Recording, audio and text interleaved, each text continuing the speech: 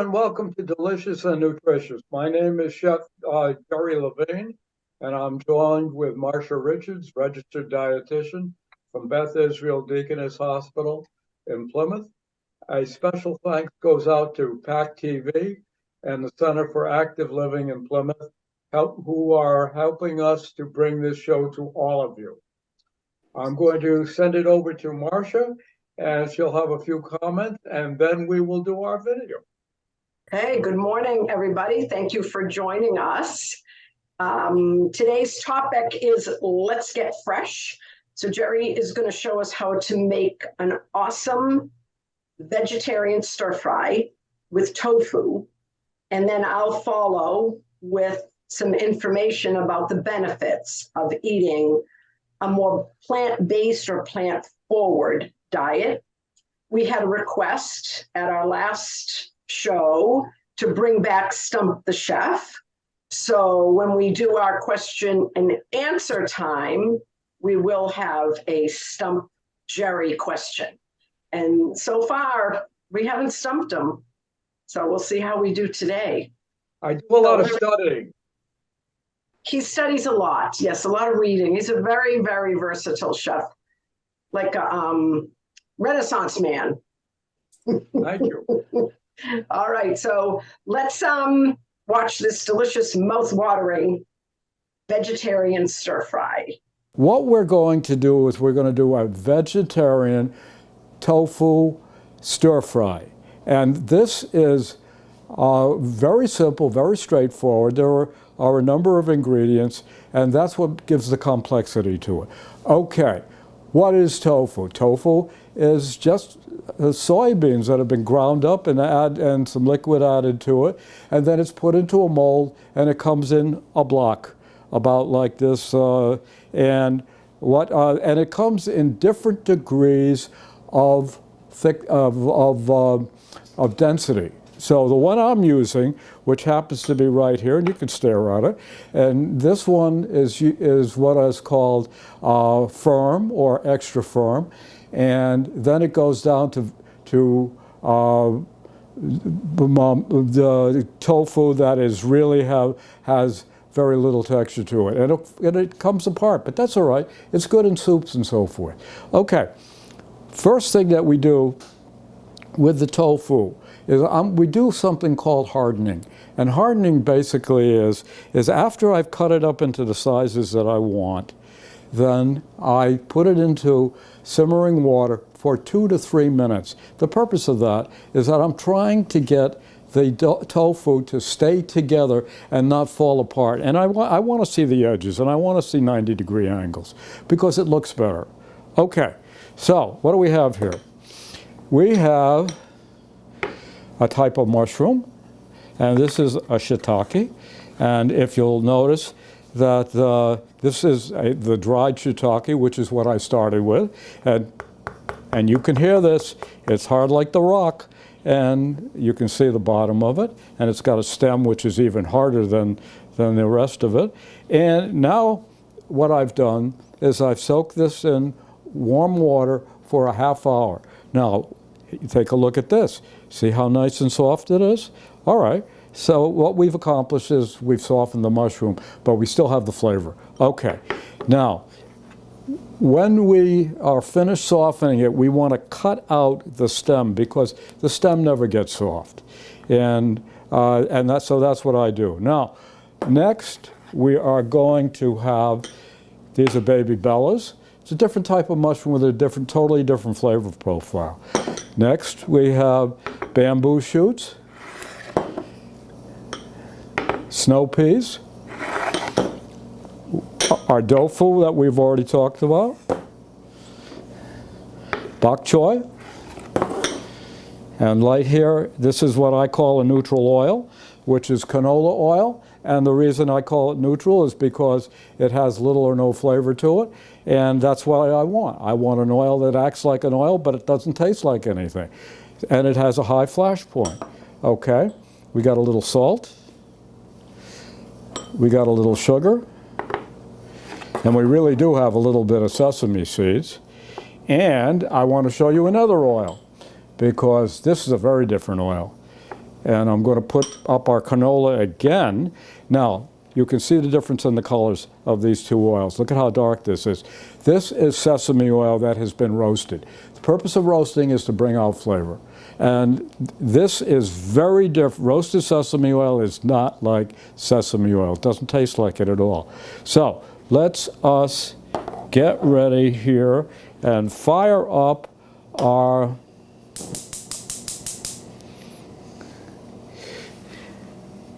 we do have heat. Now, the first thing we're going to do is we're going to cook our tofu. So we're going to take our tofu and we're going to put it right here for the moment. And we're going to add a little bit of canola. And we are adding a little bit of canola because my pan right now has some canola in it. And this, of course, is a wok. And this is a wok tool. It's used for flipping and dipping and slicing. If you got a piece that's too big, you can slice it with the wok tool. So we're going to get this, and I did have this heated, so I'm going, and how do we know when it's heated? Well, you take a little piece of this here, you put it in there, and we listen. I hear some bubbling and some crisping noises going on. So I am going to say that this is ready, the oil is ready, and we're putting it in there. Now listen to that sizzle. I guess I was right. Now remember, the reason why I hardened this is because I didn't want it to fall apart once I start manipulating it in the pan. So we are now doing that, and Marcia loves this stuff. Why does she love it? Marcia, our nutritionist, because it is downright healthy. And it really is. And you know what? Tofu will take on the flavor of just about anything that you put into it. So we got a little soy sauce over there. We got a bunch of mushrooms over here that are going to, while they cook, they're going to give up some of their liquid, and they're going to, and the tofu is going to pick it up. So the purpose of using that is a flavor component. Now, if you'll notice, we are starting to get just a little bit of color on the tofu, and you'll see that the tofu is starting to pick up some of the oil. And I would say that this is done. So I'm going to take the tofu out of here, and I am going to add a little bit of oil, a little more oil actually. Good, look at that. We haven't, all the angles are still 90 degrees. Boy, are we good. And so now we're going to put in our shiitakes, baby bellas. Hear the sizzle? Sizzle's coming from the water coming out of these things. In addition, bamboo shoots, more liquid. This is why this is so easy. The hardest part of this dish is to put everything together and the cutting and slicing and the dicing. And I don't mind doing that. I kind of like that. It's interesting, and I like working with a knife, and as long as I don't cut myself, which I have done. So I freely admit that. Okay, little snow peas, and I put that in a little bit later. And I skipped the tofu. Well, we're not putting it in just yet. So, there we go.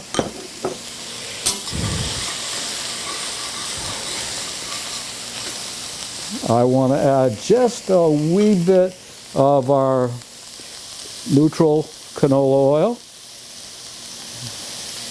And that's in there.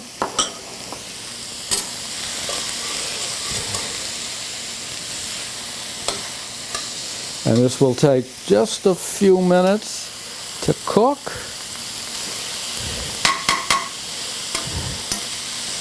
And you can hear the sizzling, and the sizzling is taking place.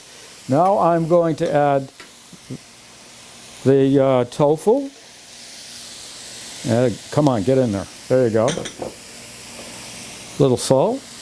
And I'm just putting in just a tiny bit, just to try to balance it a little bit. A wee bit of sugar.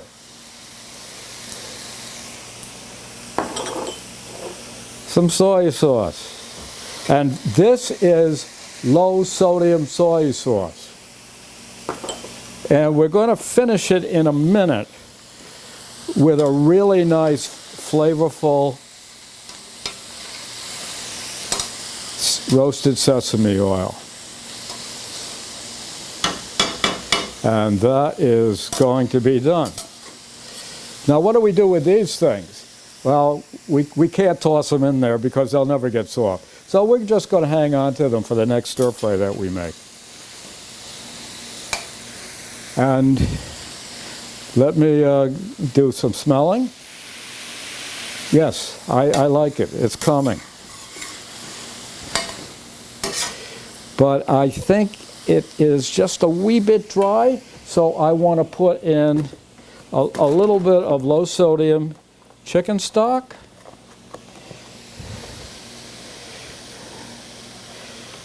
And then we are coming down to the end of this.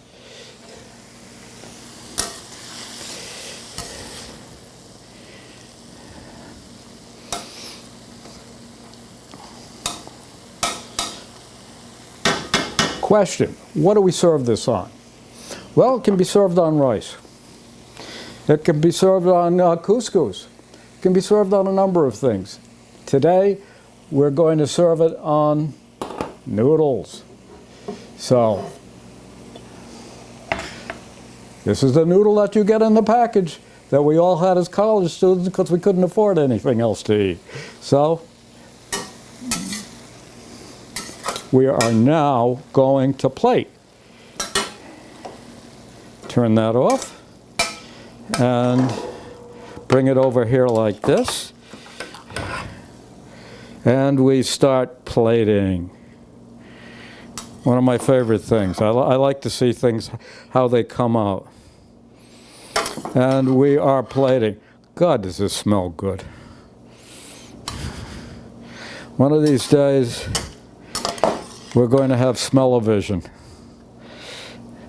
And we are continuing to plate, and we're trying to do this so it looks nice.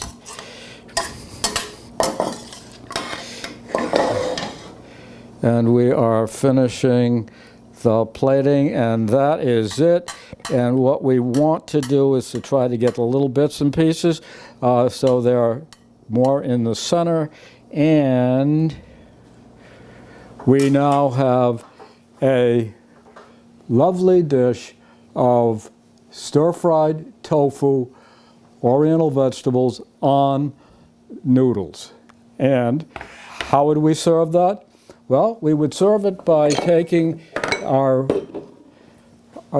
Chinese bowl, and we can use an implement like this and grab hold of it and just kind of put it into there. But I want to look at this for a little while because I think it's really attractive. And we also have chopsticks, remembering the bottom chopstick sits like it is in my hand, and the top one sits upon it, and it goes up and down, up and down, up and down, and look at that, you can actually pick up something with it. So, sounds good. That's it. That looked absolutely delicious and definitely nutritious. And I appreciate a better use of ramen noodles. And also, thank you for the instruction on chopsticks, too. I love using chopsticks. I just think it makes eating way more fun. So I'm going to talk a little bit about some of the health benefits associated with eating a more plant-based or plant-forward diet. So let me share my screen. So we titled this Let's Get Fresh, but I want to make sure that everybody realizes it's absolutely fine and equally nutritious when we choose frozen or canned vegetables, providing we get them without added sodium, and sugar. So try to get them whenever possible without added anything. Look at the label, and hopefully it will just have that one ingredient unless it's more than one vegetable in a package. So we're going to talk a little bit about the benefits of eating a plant-based diet. So what Jerry just made is 100% plant-based. Everything in that, including the ramen noodles, originated from a plant, whether it was a vegetable or wheat or rice, even the soy sauce and the sesame oil. So it can be called plant-based or plant-forward, but it doesn't mean that you never eat meat or dairy. If you choose to be vegetarian or vegan, that's great.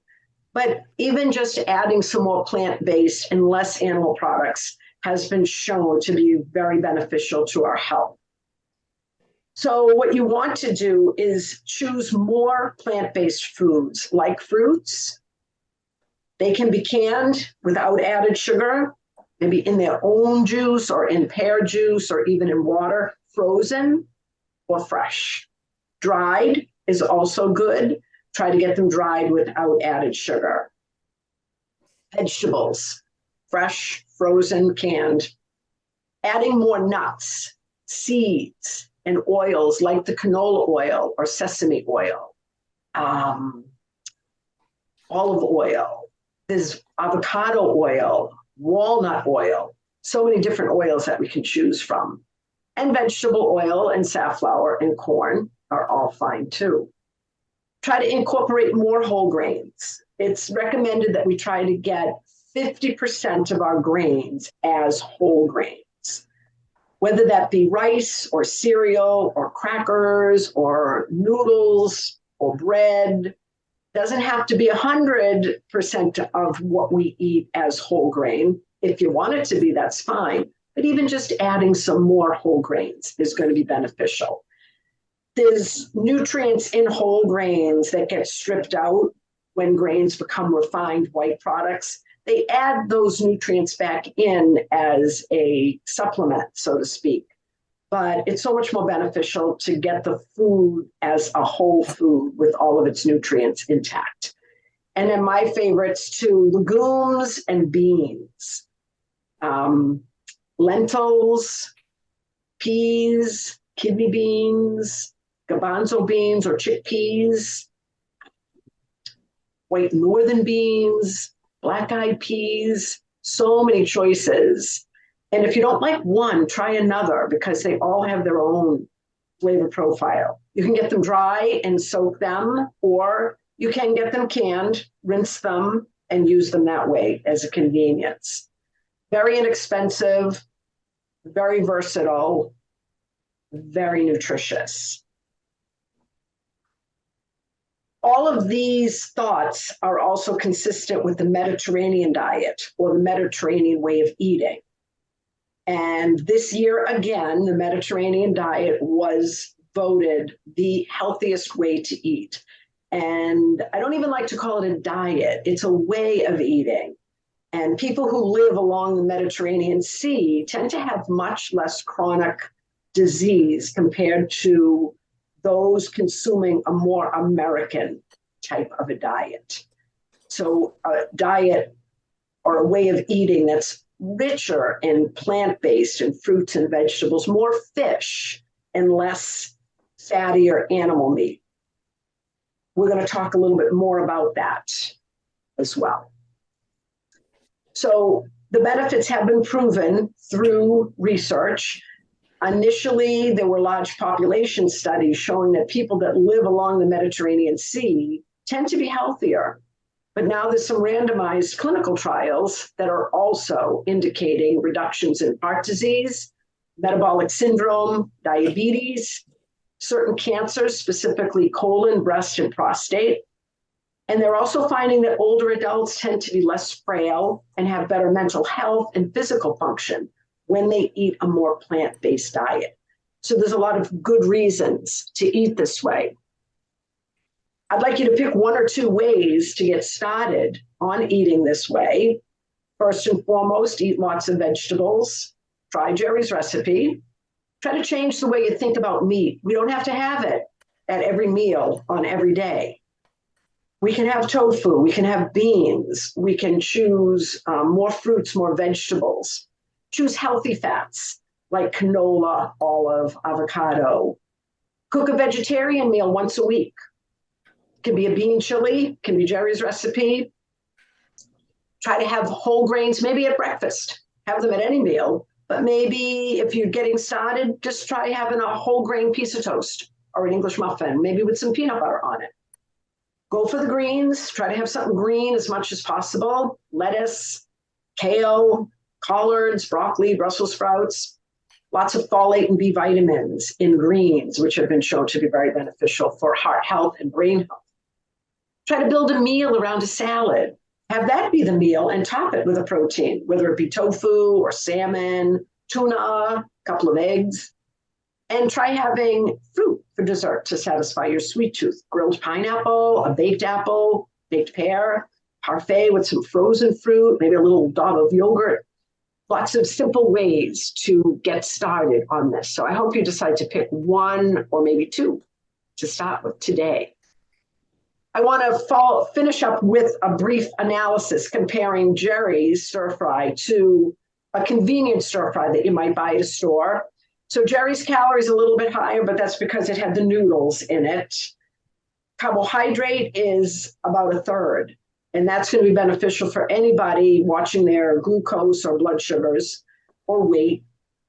Protein is a little bit higher. That tofu is an equally nutrient-rich protein as is a animal product like chicken. The fat, a little bit higher, I think because of the sesame oil and the canola oil, but these are healthy oils, so I wouldn't worry too much about it. Saturated fat, same. Fiber, much higher, and that's because of all of those vegetables. Total sugar is like a quarter, if that. The frozen convenience product will have much more added sugar. Every 4 grams of sugar equals a teaspoon. So that convenience product will give you almost 4 teaspoons of salt, 3 teaspoons of sugar, I'm sorry. Sodium cut in half using better products, less preservatives, low sodium soy, low sodium chicken broth. Potassium is good, iron's a little bit higher. So not only is this healthier for you, it's also healthier for your wallet. Jerry's is coming in at about $1.93 per serving compared to $2.75. So you're saving about $1 per serving. You can save $3 or $4 a day on your meals at the end of the week. That's a significant amount of money. End of a month, there's a lot that you can do with that.